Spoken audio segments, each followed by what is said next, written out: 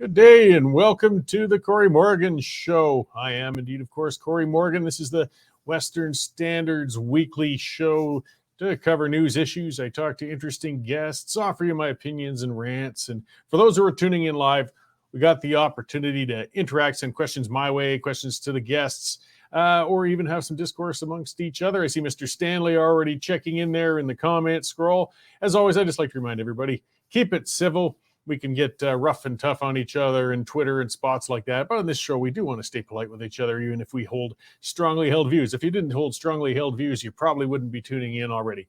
And boy, there's just so much to cover these days. It's exhausting. You know, in summertime, I had to sit and scratch my head and wonder what to write about week by week or what to talk about because things get a little slow and so on. Right now, it's just a matter of trying to pare it down to the few subjects that I can cover in this period of time we have together. So I'll get right to it. Good to see you there checking in there, Jake, out in BC. So yeah, I've got some things to go on about as well. I got a guest coming on a little while, Dr. Robert Dickson. We're going to talk about water fluoridation. Yeah, this is a subject that just keeps coming and going and coming and going. There's plebiscites. It's on, it's off.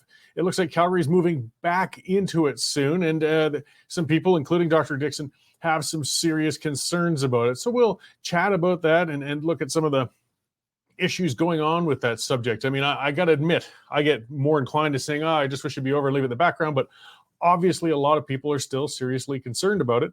And if they're concerned about it, it's their water, and they should have the right to talk about it and express those concerns on what might be happening with that going into the water supplies. All right, but I'm going to go on the national scene here for a bit and what's got me going right now. So we got Justin Trudeau. He's on the political ropes, and Jagmeet Singh knows it. So Singh's calling for a new tax to pilfer the profits of Western Canadian energy companies, and he won't have to twist Trudeau's arm all that hard to get it. Now, heat pumps. Yes, they've become the environmentalist flavor of the week. Well, it's kind of hard to say why. I mean, heat pumps have been around for decades, but they never really came into popular use because they don't work very well in most Canadian regions, and they cost a fortune. Even with a $5,000 rebates from the taxpayers on those things that have been around for a while, not many people are taking up heat pumps. They're a lot like solar panels on homes. They offer a supplemental source of energy, but really aren't economical for most people, at least not yet at this point. The technology might get better later, but it's not here yet. I mean, insurance companies won't cover homes with heat pumps if that's the only form of heat in the household. They know that the pumps are likely to fail during cold snaps. And then, of course, you get the ruptured water pipes and freezing, and it causes catastrophic damage. So you still end up having to pay for gas service and maintain a furnace on top of paying for a heat pump. I mean, if you're with gas to begin with, and that pump could cost you $10,000 to $15,000 to install, and suddenly it just doesn't look all that appealing, does it? Not to mention, heat pumps use a whole pile of electricity. They're sort of like reverse air conditioners, and home owners can look forward to a spike in their electric bills, even if there's a modest decrease in their gas heating costs if they switched over, or whatever other source of heat they used. All the same, to be fair, they offer one option among many for home heating and cooling. Some people in moderate climates have said they work really well for them for some air conditioning and heat, but we're not in a moderate climate. That's the problem. But either way, hey, if it works for you, good for you. I have no issue with that choice. The problem comes when the government taxes me, though, to pay for somebody else's heat pump. Then I have a problem. Because like electric vehicles, people aren't inclined to buy these heat pumps without huge subsidies. Also, you know, the subsidies are going to have to be massive to encourage large numbers of people to invest in systems that just don't work well for them. So why have we got this sudden big push for these pumps? Well, Trudeau recently stepped in it. Nothing new. He cut the carbon tax for home heating for people in Atlantic provinces who use heating oil. It was a crass move to try and buy electoral love from the East Coast, and it blew up in his face. In a bizarre attempt to justify the move, Trudeau said it was to encourage people using heating oil to switch to heat pumps. Now, how would making it cheaper to use heating oil, how would that encourage people to move away from heating oil in the first place? It's a mystery only Trudeau could understand. Still, this move brought heat pumps, which had previously been a seldom used heating option into Canada, into the spotlight. And it fits in with the environmental obsession of making everybody move to electric forms of energy, despite the lack of electric infrastructure being in place to make it feasible. It also ignores the fact that much of the electric power in Canada still comes from coal and natural gas. But again, we understand it's virtue signaling. It's not about reality or the environment. Jagmeet Singh knows people aren't willing to invest in heat pumps. So like a good socialist, he feels the government should do so on the people's behalf, even though it's our money. The costs to convert every home to heat pumps would run into the hundreds of billions of dollars. At least that's according to Western Standard energy writer Sean Pulzer. You can look that up on there. Even if houses that were already just on pure electric heat were excluded from that, the costs would be astronomical. Now, Singh might be economically witless, but he does know the government doesn't happen to have a couple $100 billion laying around. That's why he's proposed stealing the money from energy companies with what he's, of course, calling a windfall tax. You don't hear about those taxes when oil was near $10 or $5 a barrel, of course. And never mind the reality that even if the government stole every penny from the energy company profits, they'd barely get over $40 billion. Never mind that the companies would flee Canada in such a circumstance, and never mind how it would decimate the pension funds and savings of Canadians. Singh sees a target, and in his simplistic economic world, he would just propose nationalizing energy companies if they didn't cooperate anyways. I mean, it worked like a charm in Venezuela, didn't it? While I doubt the government would be so bold as to scoop the entire profits of energy companies, it's very believable they would make a large grab for them. Trudeau's floundering, and Singh is a slave to a socialist ideology. Neither party has anything to lose in enraging the prairie provinces. The policies of the government don't make sense because the government isn't even trying to make sense anymore. Trudeau's throwing everything he has at the wall in hopes of somehow turning about his plummeting political support, and Jagmeet Singh is working to take advantage of the government's weakness.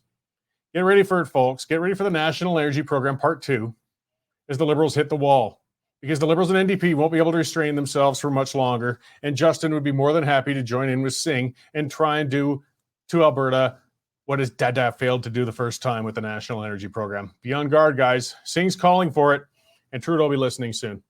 All right, that's what's got me wound up today. Let's see what else can get me pissed off and worked up, and talk to our news editor, Dave Naylor, and see what else is going on there. Hey, Dave, how's it going?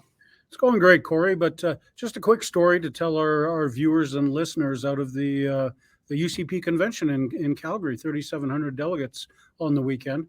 We were attending a session on Friday afternoon, and it was packed. And a nice lady asked if she didn't mind sitting at the media table. And I said, sure. And then when she found out there was a whole bunch of Western Standard people there, she just lit up and said, oh, I love what you guys do. I read all your stuff. I watch all your shows. But more importantly, I just love that Corey Morgan guy. Just love him. So, of course, we all rolled our eyes, and you weren't there, but I ran into her the next day, and she said that she was able to meet you. And standing by you on the convention floor, it was like you were a rock star. People kept coming up to you. Oh, Corey, you're so great. Oh, Corey, you're so great. I happened to notice they were all women. So, I mean, holy cow, you hit it out of the ballpark, Corey, on the weekend. I seem to have a distinct reader demographic. I mean, for the most part, the women tend to be a little of our vintage as well. We're not talking about the young ladies throwing their panties. This is more like the retired ones throwing their depends. But I still appreciate people coming to show their appreciation of my show and my writings. It was pretty interesting at the AGM. Yeah, and there's nothing wrong with people of our vintage, Corey. Come on. No, not at all. Not at all.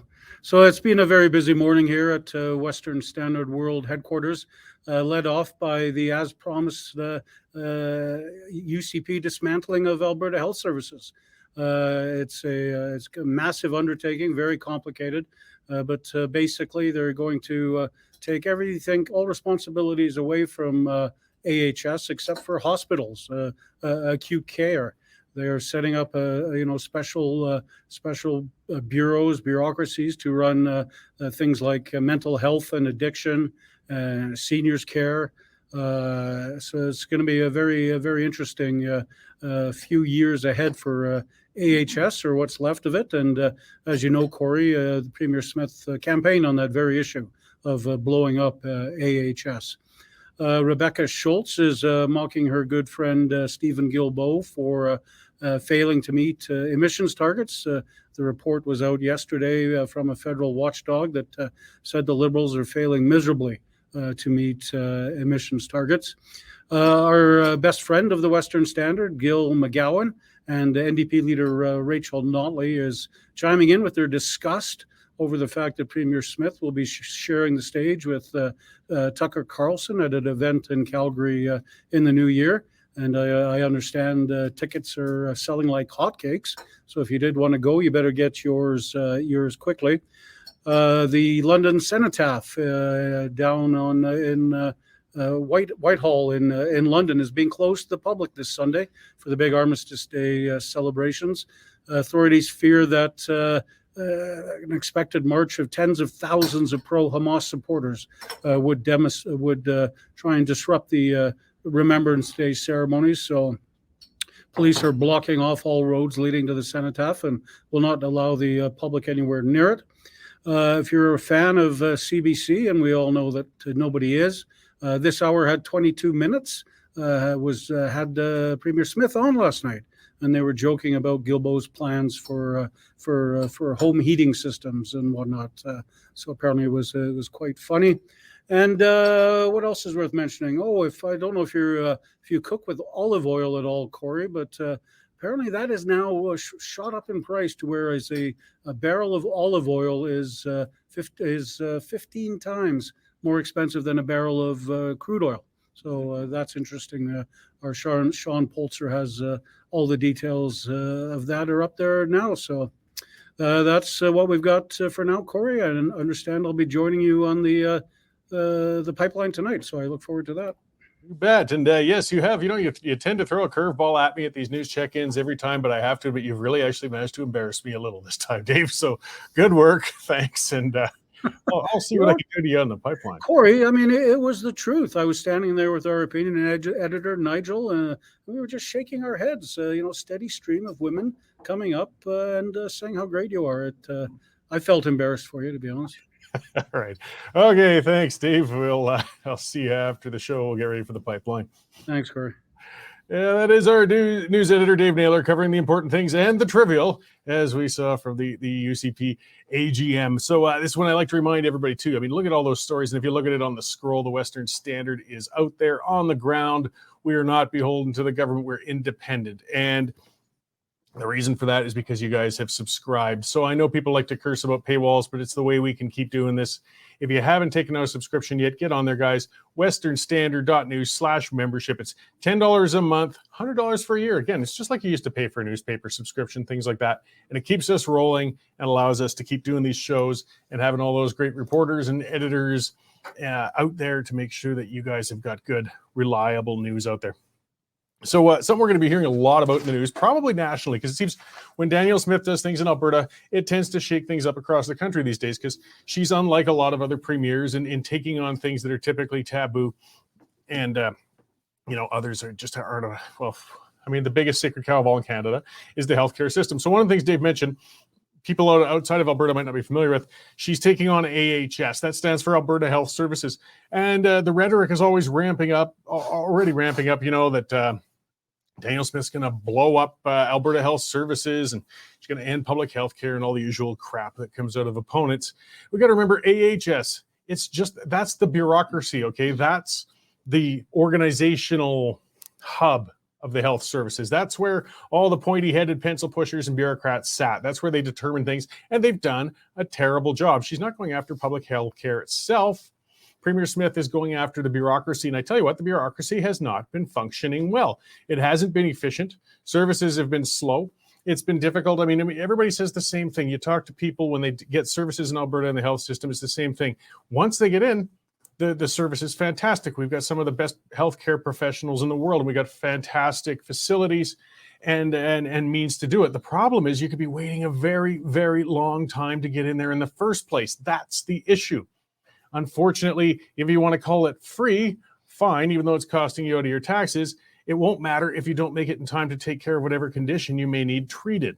So the bureaucracy is a large chunk of that. And I guess you don't want to go into the wrecking ball. You could potentially make things worse, but you can't be afraid of taking on the administration as well if you want to make substantive change. So Premier Smith has announced she's going to be breaking up the AHS into more units, I guess you could say, to specialize in different areas. We'll see how that works. We're going to break it down more in the pipeline, as Dave mentioned too.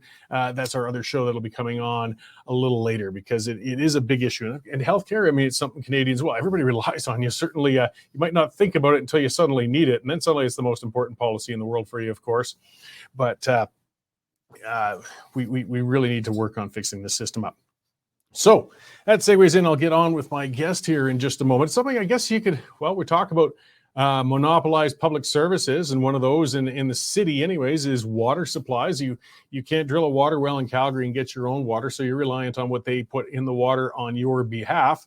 And an ongoing back and forth struggle, push and pull, has been the fluoridation of Calgary's water. There's been plebiscites to get rid of it, plebiscites to bring it back.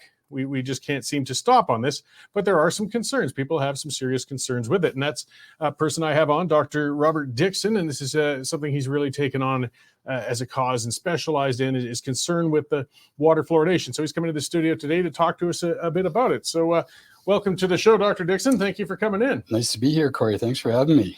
No problem. So I guess where I want to start with is why now? Is there something coming up then in City Hall or a turning point that's approaching when it comes to the water fluoridation? Well, I'd like to think so because they just raised the cost of putting fluoridation back in our city water from $10 million of taxpayers' money. That was 2 years ago when they passed this law, this policy. It's now $28 million.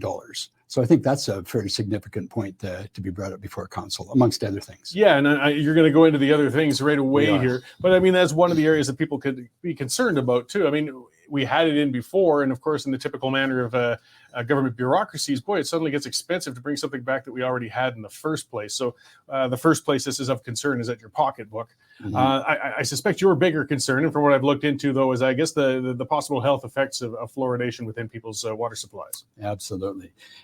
Well, at one point, it's not needed for a single body function. People will say, oh, it's a nutrient, it's a vitamin, it's a supplement, it's needed for teeth. It's not needed for a single body function. If Elon Musk took all the fluoride to Mars with him, we'd have a lot better planet. Maybe without him too. Okay. Well, aside then from perhaps not having a beneficial aspect, which of course would be pointless if you're putting something without benefit, what potential harms then can fluoride bring in? There's fluorosis and some other concerns that people have. You can start right from the top of the head. So it calcifies the pineal gland in the back of the brain. That's called the seat of the soul. And that calcifies and functions less optimally. Brain damage, that's the big thing for us now. There's been really good studies out with the Element and the MyRec cohort. That's groups of thousands, even millions of people across Canada that have been tracked for years and years by the government. And people have teased out from those groups the data, the facts from Canadian cities, fluoridated at Canadian levels, with Canadian women that are pregnant and then Canadian kids that are bottle fed from fluoridated water. And we're looking at a 3 to 15 point IQ drop. 3 to 15 points. That's highly significant. Lead was taken right out of the system for a 1 point IQ drop across the population. Okay, so and getting around the world, because we're so used to it out here in Calgary, people don't seem to realize that most world water supplies actually don't fluoridate their water. Thank you. That's a major point. So we look across the world. Right next door to us in BC, 98% do not fluoridate in British Columbia. Quebec, 99%, pretty soon going to 100% do not fluoridate in Quebec. 95% of the world does not fluoridate. 97% of Europe does not fluoridate. The only people that fluoridate are the United States, Canada some, Australia and New Zealand quite a bit. Other than that, nobody fluoridates. So just a side note, I'm on a water well, actually. I'm just outside of the city. But there's some degree of naturally occurring fluoride in some water supplies as well. Like it doesn't necessarily have to be put in by a local municipal service. Yeah, and that's a little bit different. That's natural calcium fluoride, which is really tightly bound. And if you look at the entire Earth's crust, almost everywhere, there's calcium fluoride. But usually it's in fairly small amounts. Like in our Bow River system on the north side, there's 0.2 parts per million. And that's about the maximum it should be that all the studies show. That should be the maximum allowed amount of fluoride. So calcium fluoride, 0.2 parts per million in the Bow, about 0.3 parts per million on the average in the Elbow system. So, yeah, I mean, is that going to harm us? Not much. We can sort of flush it out through the kidneys. We'll put some in the bone, but it's not enough that it's going to cause harm. But we start putting hydrofluorosilicic acid, which is the waste product from the fertilizer industry, into our water. That's when we get in trouble. Oh, we're just topping up the natural fluoride. Well, yeah, you're topping it up with the waste product. It's not cleaned. It's not pharmaceutical grade.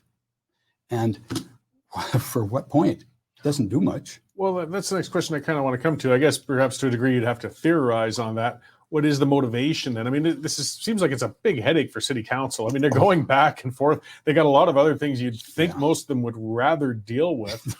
Why are they so obsessed with putting fluoride back within the city water supply? Well, I guess if you trace it right back, it's the money.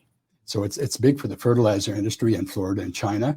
They don't have to dispose of this highly toxic thing that they're scrubbing out of their fertilizer stacks, and they should be disposing of it in toxic waste disposal plants like ours in Swan Hills up north.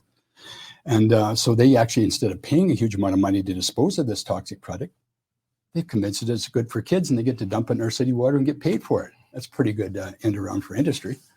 Well, for some of the individuals tied in with that, yes, Yeah. absolutely. But Corey, the main thing is that the bigs like Colgate, Johnson & Johnson, Pfizer, it's about a $20 to $25 billion hit a year or profit a year for fluoride, like in this toothpaste tube, fluoride in there. And that's pharmaceutical grade.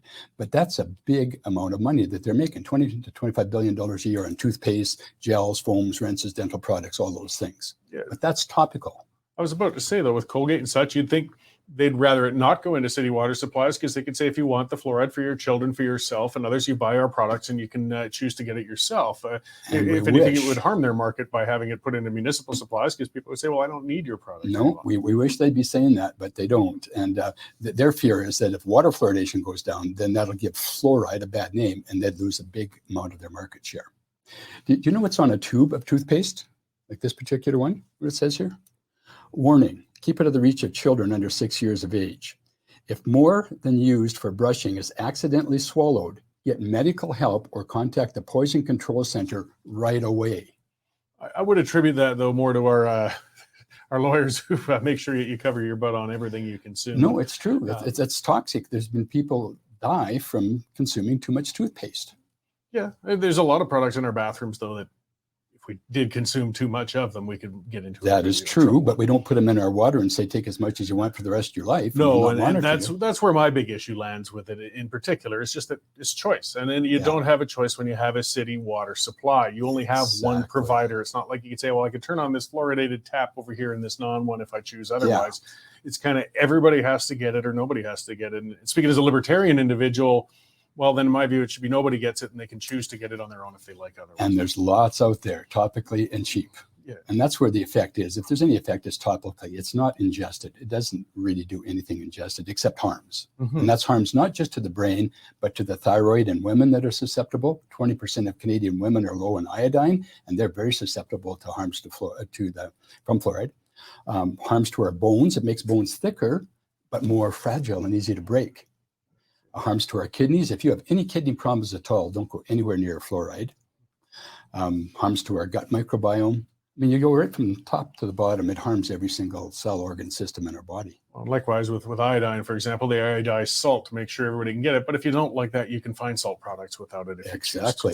Yeah. So you have a top 10 that you wanted to hit on reasons. I know 15 minutes, as we said, there's only so much we can cover. It goes by pretty quick, but let's hit a couple of these. We already have hit some of them. Yes. One of the major ones is there's a major court case right now in the States, in federal court in California, San Francisco, and it's been going on for 7 years. And it's our Fluoride Action Network, which I'm a part of, and it's Moms Against Fluoride and Environmental Watch. There's a whole group of organizations that are taking the EPA, the Environmental Protection Agency in the States, to court for putting a known neurotoxin in water. And the United States is about 73% fluoridated. So that's a lot of millions of people that are fluoridated. So they're taking them to court for the last 7 years, and we're hopefully in this coming January, we're going to get a decision. We've won every step along the way so far, and our experts have just bowled over their hired gun experts. Are there any Canadian legal actions underway at this time as well? No, it's such a tedious process, like 7 years, and these are top lawyers. Like Michael Conant has done a great job with his team down in San Francisco, but it's so hard and so expensive to do. So there's no legal actions per se, except for Quebec. They're doing an injunction against the city of Montreal to get the last little bit, that last 1% of fluoridation out of Quebec. Interesting. Yeah. So what else have you got there? Okay, politicians should not be mass medicating. I mean, politicians shouldn't be medicating at all. Yeah, on other issues, as we could talk about for a long time. But citizens shouldn't be allowed to vote. Like I shouldn't be allowed to vote, nor you should be allowed to vote if I should take a medicine. That's just not ethical. No. Not right. As I said, it's I'm still on the fence when it comes to the fluoride itself, but I'm very much on individual rights. Exactly. And it's not my place to tell you that you have to take this or that you shouldn't take that. It's up to the individual. So it's highly unethical to medicate without informed consent. You don't hear anything about informed consent. We don't monitor ever. Take it for the rest of your life and as much as you want, and we don't follow up. Just take this, like if you're an athlete or a laborer, just take 10 or 20 glasses a day. So 10 or 20 times a dose of a office worker that might be drinking 1 glass of water a day. So 20 times a dose, No problem. There's a lot of variability. I mean, different people use different amounts of the tap water throughout the course of a day. I mean, back in my drinking days, I barely touched the tap once, but there you go. And that leads to another point, that about 99% of water is not consumed. 99% goes to industry, to washing your car, to watering your lawn, flushing your toilet. 1% consumed. Is that a efficient way to get a medication across? No. So that's why we don't do Lipitor or aspirin or Prozac or anything like that in the water neither. You can't control the dose. And it's just inefficient. And in these days, I touched on the $28 million. We're in tough economic times now. So why throw $28 million at something that now we know, especially with the newest studies coming out of Canada, it doesn't work and it's harmful. So what's the point of spending $28 million on that? They don't seem to give up on it. And it's most harmful on children, on babies, the disadvantaged, the poor, people of color. It's most harmful to all those people because they don't process or flush the fluoride the same as we do. Okay, I would imagine as well. I mean, people are going to be less likely to get outside sources of water and things like that if they're of limited means. I mean, you stick to your tap water at home because it's the most cost-effective water for you to use. Yeah. So, what does it cost for a reverse osmosis system now? I don't even know these days. I know my whole water system at home on my water well costs a fortune to treat, and I don't think that would take fluoride out even if it was in there in the first place. But not sure what you have for system, but if you buy a reverse osmosis system, which is one of the only things that'll take fluoride out because it's such a tiny aggressive ion, like your normal fridge filters won't take it out, won't touch it. So reverse osmosis will, and then you have to remineralize it because you lose all the minerals with reverse osmosis. But we're looking at between $4,000 and maybe even $10,000 or $12,000 for a whole house unit of reverse osmosis. Yeah, and who can afford that? Not me. I'm an independent media. So. There you go. All right. Well, before we wrap, I mean, you've got a lot of resources. As we couldn't cover everything in 15 minutes, but we can point people to where they can find out a lot more. And you've got your website and a book and some other things. Yeah, Safe Water Calgary. You'll see this brochure in there. We delivered this to over 400,000 Calgary homes before the vote in 2021 that we lost the fluoride. So yeah, this one here is on our website, safewatercalgary.com. Very good website, lots of science on there. This fellow, well, maybe I shouldn't say that here. He's a dentist that's against fluoride, and he got taken out by the Alberta Dental Association the day after we put this to 400,000 Calgary homes. Yeah, well, again, we could have a whole different show on the colleges coming down on medical practitioners of all sorts when they have differing views, but that's... If you want to get me back to talk about that, they're trying to take my license away for two things. Yeah, that's a related issue, but on a it's tied together, I guess you could say. Well, one of them, they're trying to take my license away for fluoridation, for my stance against fluoridation. You say I'm practicing outside of my scope of training. And the other one, of course, is to try to keep people healthy during these COVID times. And so I'm advocating for things like meditation and walking and exercise and vitamin D3 and K2. And blasphemy. And they're trying to take my license away for that too.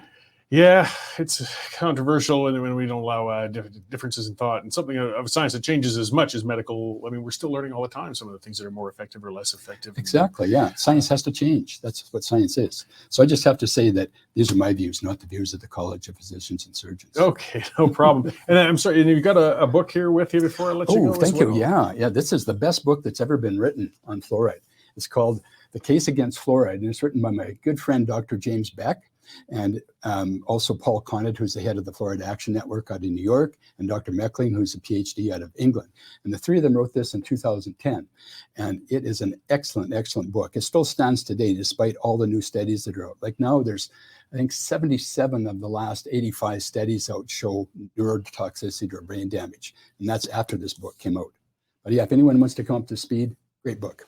Okay, well, that was a quick 15 minutes. I know we could only cover so much. And just to remind everybody again, that was Safe Calgary. Safewatercalgary.com. Safewatercalgary.com. Excellent. And again, people can research more and, of course, contact your elected officials if you are upset with these things. Thank you. Please do contact your city councilors like I did yesterday. I contacted each councilor separately and the mayor and the city clerk. And I'm going to keep doing that until they throw this poison in our water. Okay, well, thank you very much for coming in to talk to us today, Dr. Dickson, about this. And well, I wish you well in your efforts to make sure there's clean water. Thanks for having me, Corey, and for helping get the word out there, because that's what we need. We need education. Absolutely. Not many organizations will publish this. No, afraid not. Okay, thank you. Thank you very much. All right. So yes, that was Dr. Dickson, and as we said, I believe it was Safe Water Calgary. And yeah, as I said, there's differing views, but you can research, you can look it up. There's a lot of information about that out there, and he provides it. And there's counter information. That's fine. The main thing, the main challenge is there's only one water supply. And that's where I get my back up. Look, if there was choices, fine, but this is all or nothing. And that's where we start to run into problems. That's where we ran into problems, of course, when we talk about coercion for vaccination and things like that as well. I wasn't too personally concerned with the COVID vaccine, at least not at first. It kind of reevaluated some things for since, but I was always heavily on it has to be a choice. Any medical procedure has to be a choice. Medication, procedure, anything like that. So check those things out. I know it's a subject that kind of makes people's eyes roll. It's something we've been hearing about for so long. It just keeps coming, more plebiscites, back, forth, up, down. The bottom line is you're the one that's got to drink that water. And, unless you want to spend all that money on reverse osmosis and things like that, you might want to encourage your city councilors to reevaluate that. Or maybe you really are strongly in favor of it. It goes both ways. That's the way democracy works. I just take issue with, even if it's a minority of people who want the fluoride out, well, they can't escape it because it's a public water supply. And that makes it difficult. I think the only obligation then on the part of a public water supplier should be making sure it's safe, making sure it's clean, keeping of course, E. coli down and some of the more harmful elements, but you can't use it as a medication delivery system. And that's what's happening. It's even if it ostensibly is a good medication, because we are hearing from others saying that cavities in children went up with the removal of the fluoride. I don't know. I mean, maybe, but again, is it the place of the city to put that in the first place? I mean, where will they stop? There's lots of things you can put in the water supply. If I was a real prankster, I'd like to put a bunch of Viagra in the water supply and see how messed things get up for a few days. But I would be charged, of course, with nasty poisoning of people, or at least, causing a lot of sore backs and worn out bed springs. But I mean, the bottom line is water supplies aren't something to be played with. Just need clean, reliable, safe water. And this fluoride hang up, as was pointed out, vast majority of the world doesn't put this in their water. So why are we so insistent on it? Of course, I don't know. They don't necessarily put a lot of it into the water in England too, and look at their teeth. There's a lot of debate to be had on the whole thing. I mean, it could go either way with it. All right, let's see some of the other stuff going on. This is a beauty out of the House of Commons. Everybody's favorite. I think they've mentioned that. Environment Minister Stephen Guilbeault, and he declared he is a proud socialist in the House of Commons the other day. Socialism and communism, they are siblings. They're very close. It's just a matter of degree. It used to be that you'd be ashamed, or at least you're painting yourself into a corner as being on that fringe. And socialism is a fringe, guys. When we got a senior Trudeau minister, though, not afraid to get up and say, hey, and that's his words. He said, I'm a proud socialist. We should be pretty bloody concerned. Venezuela was managed by a proud socialist. It used to be one of the richest Latin American countries in the world. And now it's leading in poverty. They are in the dumps. They got some of the most, I was stuck for words. Must be the fluoride talking. Plentiful oil and gas reserves, in Venezuela. They got a great large coastline, fantastic people, good agricultural ability. And they're starving. They're broke. You know how that can happen? Socialism. No economy can safely survive socialism. It's oil and water. You cannot do well under socialism. And we've got a guy who has Justin Trudeau's ear, him and Jagmeet Singh, who's a socialist on the other side, telling him what to do. You better get concerned, guys. This is frightening. I mean, this is not a minor thing going on. Socialism, the nationalization of countries' products. But of course, look what happened with the Trans Mountain Pipeline. Look what they're looking to do with the grocers. These socialists, they won't give up because it's like a religion. It's an ideology. So you can't reason with them when they've declared themselves as such. So it didn't make enough news, in my view, when Guilbeault said that. And it's not that shocking. I see Anthony commenting, saying the fact that he was made environment minister when he was an arrested Greenpeace protester tells a lot. I know he was already basically a known lunatic. He was already an extremist. And to have Trudeau put him into such a senior position is of concern. But I mean, he's not even trying to keep the veneer up any longer. He's declaring himself a proud socialist. Some of it also, I don't think so, because it was one thing about Guilbeault. He's a pure ideologue. He's the real thing. Because some might say, well, maybe it's just, political tactics, trying to eat away a little bit back at the NDP because, they're fighting over the same votes. Perhaps, but I don't think so. I don't think Guilbeault thinks in politically nuanced ways. He just does. And when he says he's a socialist, believe him. And when I tell you that socialism will kill the economy, believe me, we have enough examples around the world. It never works. Again, it's just communism light. Unfortunately, when socialism fails, quite often the next move from its proponents isn't to back off of it, it's to double down. When you double down socialism, you get communism. That's how the math works on that, guys. Let's see what else we got going on. Speaking of socialist fools. So, CBC, state broadcaster. And I'll call it that because they are so far up the government's butt and they chafe so much when I refer to them as a state broadcaster. But when you basically do nothing but parrot the government line, you are a state broadcaster, especially when you are getting over $1 billion a year from taxpayers to put out the crap you put out. And the thing with this whole, the nightmare that just keeps unfolding and going on in Israel and Gaza and the rest, right off the bat, with CBC puts an order down saying not to use the word terrorist. And they still won't. They still won't. Hamas, Hezbollah, it's not theories that these organizations are terrorists. They are registered in Canada as terrorist organizations. Why can't the stinking state broadcasters say it? Why can't they say it out loud? Even Trudeau said it, but they won't say it because they're taking a side. And you know what side they're taking? They're taking the side of the frickin' terrorists. It's disgusting. And your tax dollars are going towards that. And to see how much farther to that side they go, because the CBC, the self-assigned king of virtue signaling on behalf of Canada, of progressivism, of anti-hate, of diversity. Well, we had a hate-motivated incident happen in Ottawa. A person who was harassed because of their ethnicity, because of their religion. This person was threatened because of that. This person was pushed to the point where the police had to intervene and actually charge somebody with a hate-motivated incident. You know what? The only thing you hear about it, if you read the CBC, was it was a hate-motivated incident against an individual.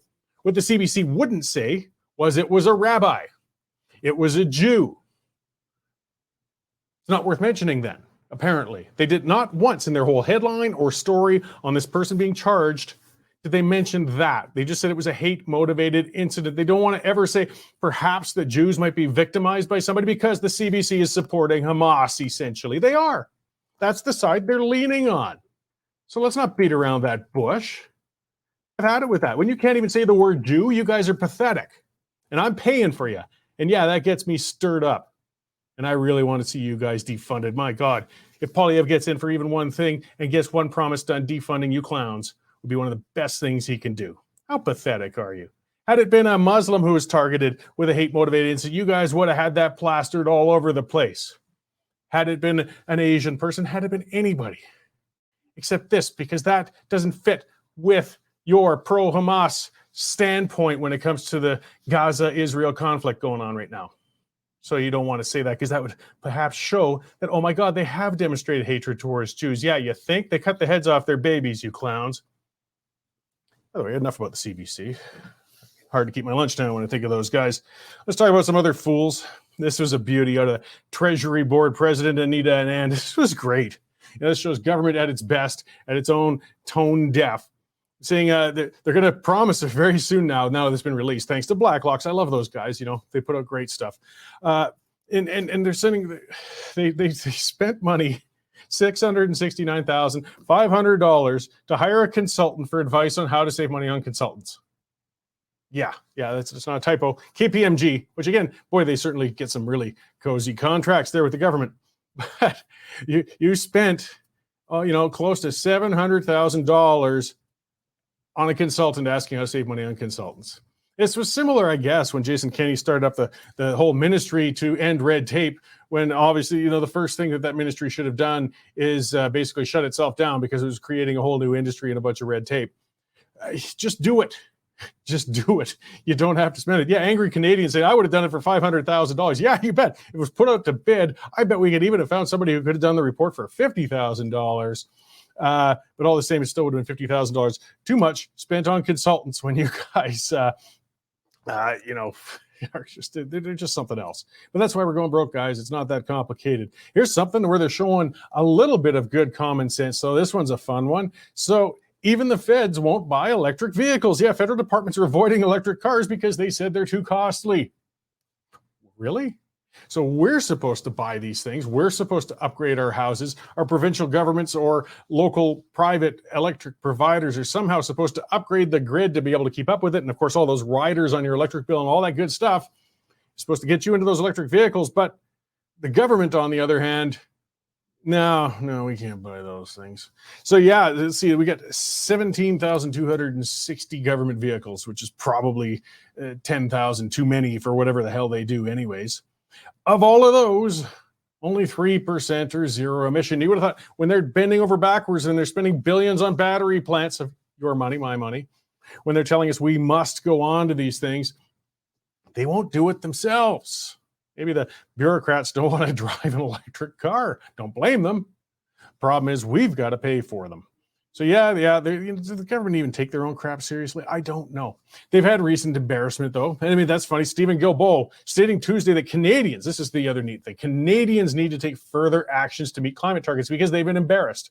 The government's been embarrassed. The reports are coming out and they're realizing our emissions aren't going down. We're kicking ourselves in the economic balls over and over and over again to try and bring down emissions within Canada, but the emissions aren't falling. So does Guilbeault, the green Jesus, the man in charge, the environment minister, the one who's been part of this government for 8 years to bring down the emissions, is any of that responsibility his? No, he says it's your fault. It's my fault. Canadians need to take further action to meet climate targets.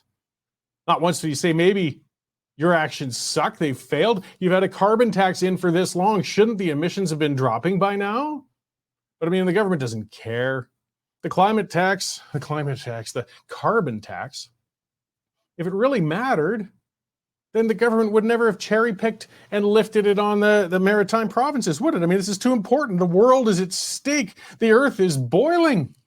We can't reduce carbon taxes. We'll kill everybody. But even the government knows the carbon taxes aren't doing a damn thing except costing us money and putting more money into government coffers to put into stupid programs. But it just gets so insulting when you listen to a clown like Guilbeault, avowed socialist, saying it's Canadians' responsibility. We have to do more. We failed him. Hey, we should send him cards and apologize. I'm sorry, Stephen. I didn't make my life miserable enough to reach your climate targets. I'll try and wear 2 more sweaters this winter and turn the heat down. Piss off, Guilbeault. Can't wait to the end of your career, buddy. Let's see. We'll finish this off with, coming up on January 24th in Calgary. Dave mentioned that. It's made big news.